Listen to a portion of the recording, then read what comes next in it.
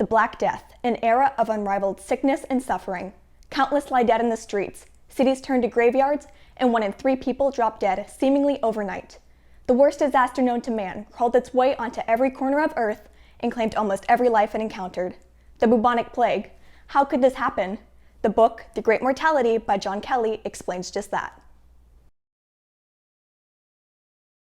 The first references of plague are seen in the 6th century, but writings in the Bible describe something that resembles the illness far before. The plague officially infected human history in 542 AD. Known as the Plague of Justinian, it was known to spread on Egyptian ships in the port of Pelusium. The behavior of the Plague of Justinian was discovered to share key behaviors and traits with the Black Death. And until Egypt's ships provided convenient transportation, the illness was contained in isolated Ethiopia.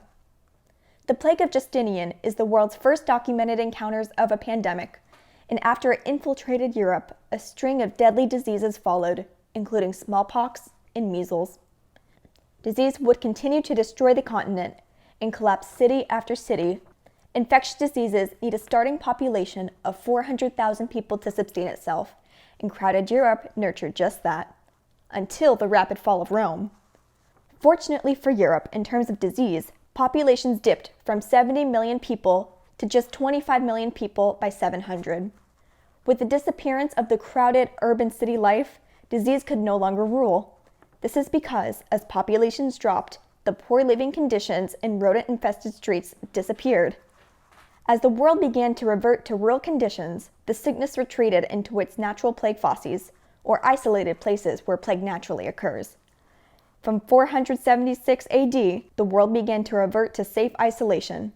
That was until the booming 1300s.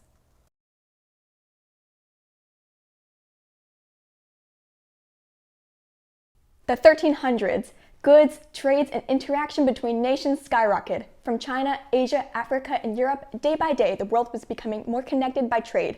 Ships would disembark with goods and supplies and arrive to any nation on Earth in a matter of months. Empires and populations boomed. Take, for example, the port of Kaffa.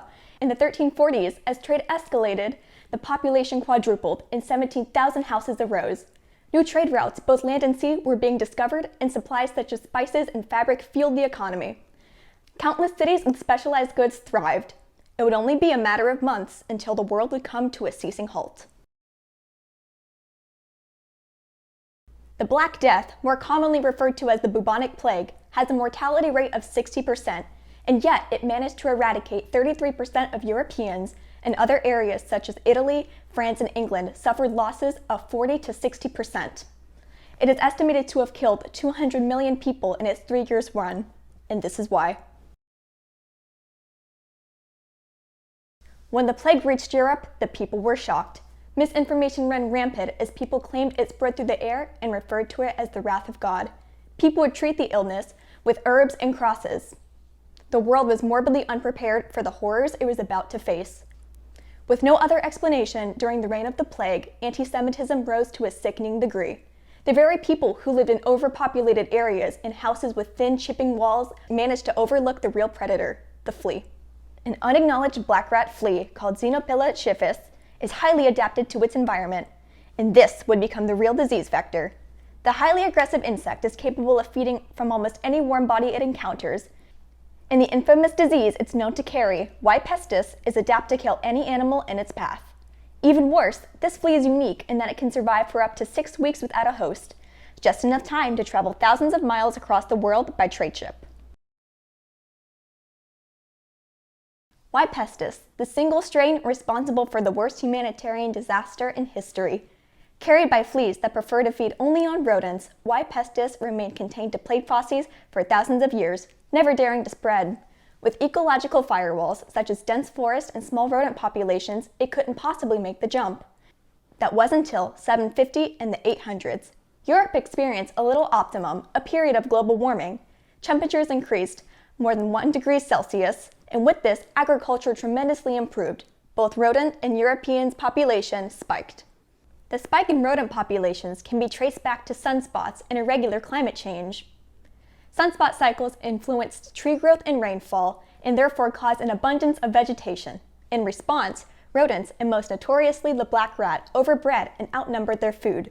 and they went to search for new conditions. And luckily for them, the cities of the 1300s were rat havens. With overpopulated houses, filth littering the streets and poor sanitation, the towns became rat epicenters. Europe in the 1300s rarely bathed, and with their poor constructed, overcrowded homes, it was perfectly suited for the agile black rat. From here, the massacre begins.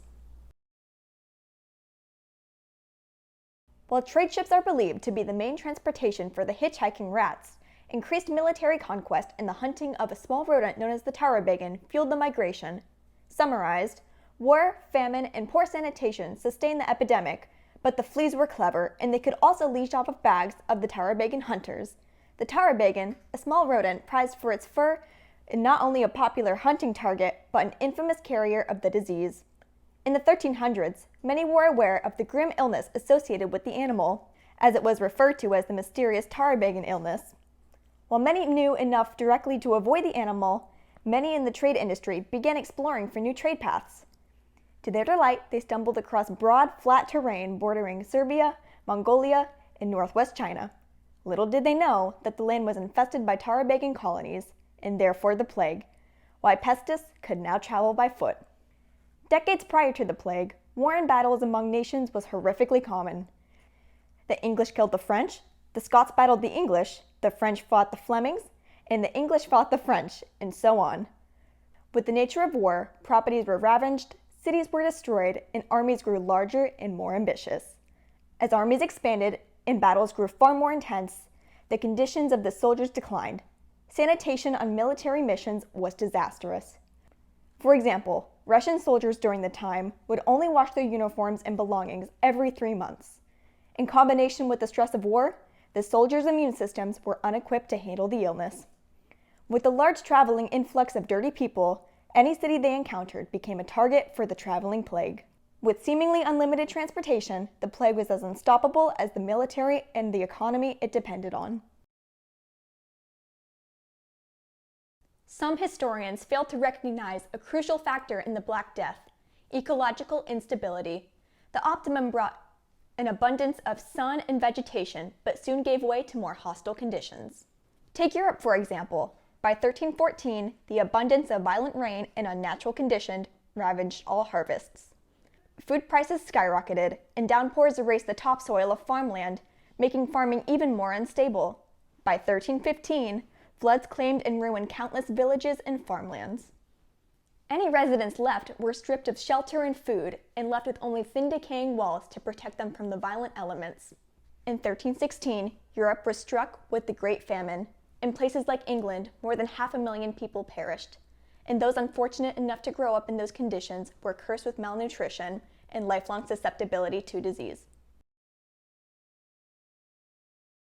The plague was one of the worst humanitarian disasters in history and is comparable to 1.9 billion deaths in today's population. It was so deadly that it eradicated entire cities until it killed off every possible host and eventually died off. The bubonic plague is a story of the dangers of a globalized economy and changing ecological conditions. It's a story of the destruction of natural firewalls, and it's important to understand because suddenly 33% of the world dropped dead and no one could prepare. Even more concerning, the world is far more interconnected today, so research and studying the past as to not repeat mistakes is crucial. Even still, AIDS was ignored, people denied COVID-19, and monkeypox was ignored. The United States researched and developed vaccines that it let expire. It's important to listen to science before disease is so widespread that it runs out of population to sustain itself. While sanitation has improved and other factors of the plague have been addressed, the chain of events caused by climate change in the 1300s serves as a warning to practices today. While the climate was out of human control during the time, it illustrates the dangers of temperature change, and this event serves as proof of what greenhouse gases can do. Climate change and urbanization blurs the line between wildlife and human civilizations. On top of our excessive fossil fuels, companies overbuild and encroach on habitats of previous wildlife. This speaks and serves as a warning to the severity of our actions and what it can result in. This story, while gruesome and extreme, highlights the real dangers of the world today and what should be considered as the world becomes increasingly urban and globalized.